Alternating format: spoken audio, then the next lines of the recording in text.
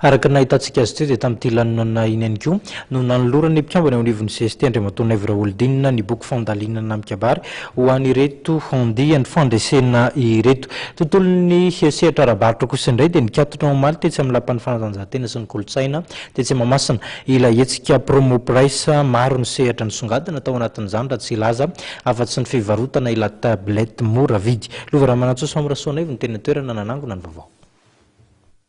Amin'ny ankapobeny dia afa-pony FIMA FM na Finance and Management for Madagascar mpikarakara ilay hetsika ara-barotra promo price izay notanterana tetsy amin'ny lapan'ny fanatanjahantena sy ny kolotsaina etsy Mahamasina ny 20 hatramin'ny 20 jona lasa teo.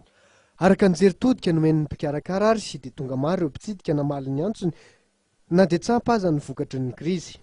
Ny akanjo noho ny fahatongavan'ny andro mangatsiaka, ny kilalao ary ny sehatry ny teknôlôjia no tena nahasarika ireo mpitsidika. Isan'ny nampiavaka ty andiany ray ity ihany koa ny fivarotana tablette amin'ny vidiny tena mirary.